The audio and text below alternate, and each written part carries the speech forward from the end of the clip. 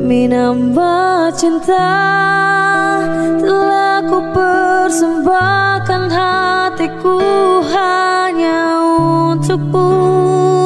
Telah ku jaga kejujuran dalam setiap nafasku.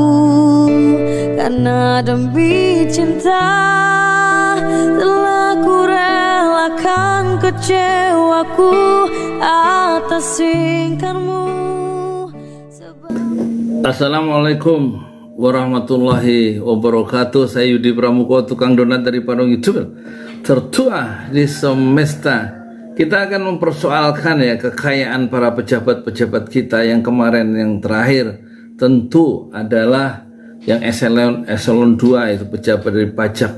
Itu pertama dia dipecat ya. Dipecat karena anaknya nabrak anak pengurus GP Ansor ya.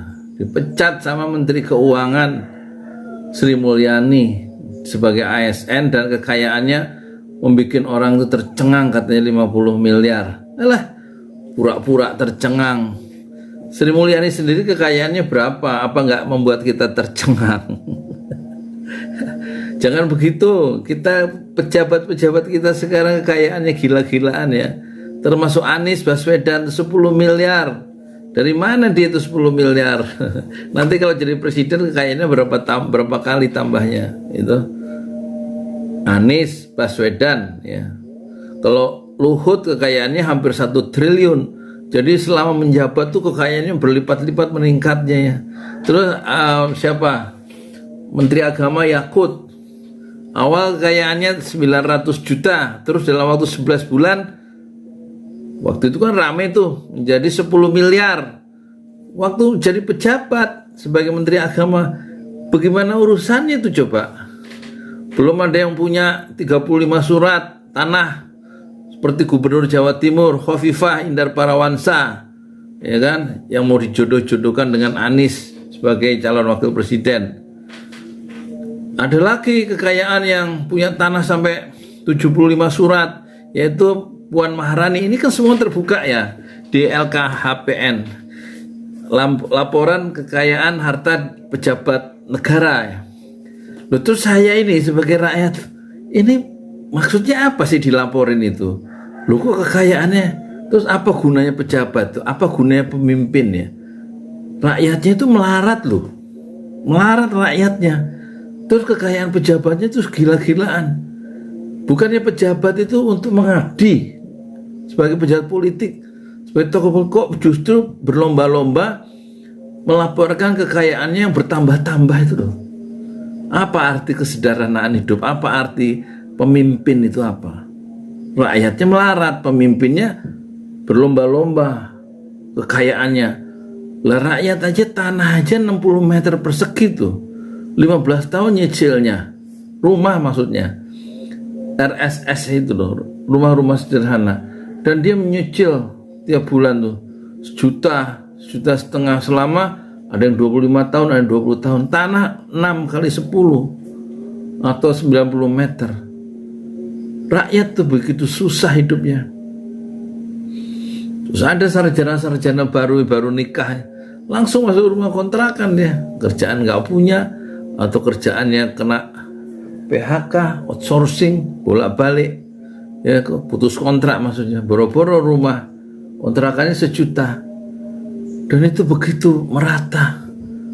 Itu yang sarjana, yang fresh graduate ya, yang nggak punya koneksi dan lain-lain. Jadi apa artinya itu kekayaan? Jadi kalau cuman memecat itu gampang, tapi kita ada yang mendasar itu. Kita itu pejabat, pemimpin itu sebagai apa? Hakikat memimpin, hakikat jadi pemimpin apa? Kalau Anwar Ibrahim kemarin memberikan pernyataan menarik ya. Dia tidak mengambil gajinya sebagai Perdana Menteri. Kenapa? Ya karena saya ingat rakyat saya masih banyak yang miskin, katanya. Malaysia ini. Saya nggak ambil gajinya, apalagi semua sudah saya dapat gratis ya. Mobil gratis, semua fasilitas gratis. jalan tol nggak bayar, istilahnya nggak ada yang bayar, semua transportasi sudah ditanggung negara. Akhirnya dia ingin merasakan derita rakyat. Itu caranya yang dia lakukan adalah, pertama dia tidak ngambil gaji sebagai pejabat publik, sebagai presiden, sebagai perdana menteri. Yang kedua, dalam kebijakan-kebijakan politiknya itu memihak ke rakyat. Dia menurunkan subsidi untuk orang-orang kaya dan tidak dibebankan subsidi itu atau pemotong subsidi itu ke rakyat. Rakyat tetap dibela sama dia. Jadi kekayaan orang kaya yang diambil. Jadi rakyat bukan dikasih beban-beban tambahan untuk mendapatkan kas negara atau APBN misalnya gitu. Jadi kalau kasusnya pejabat eselon 2 itu yang kekayaan 50 miliar atau berapa? Ya TST tahu sama tahu, semua juga ya pejabat pajak pada nggak bayar pajak, kekayaannya gila-gilaan kayak dulu Gayus Tambunan itu. Jadi ini ada yang salah negeri ini. Apa yang hilang di negeri ini? Itu kesederhanaan hidup ya. Kata tokoh-tokoh dulu di awal kemerdekaan, hidup sederhana itu ya bisa ada batasnya, diukur. Yang sederhana makan itu seperti ini. Malah Jenderal Hugeng itu dia mengatakan kerjakanlah dengan jujur tugas-tugasmu, ya kan, jangan korupsi, maksudnya kita masih bisa makan dengan garam, kira-kira begitu. Jenderal Hugeng ya. Kalau sekarang kapten aja katanya perwira, saya dengar nih, itu targetnya paling nggak punya kekayaan 50 miliar. Polisi gitu. Katanya begitu. Jadi ini negeri apa ini sebenarnya nih? Ayo pejabat-pejabat kembali mengubah style hidupnya, lifestyle-nya, bukan memperlihatkan mewah, rumahnya di mana-mana.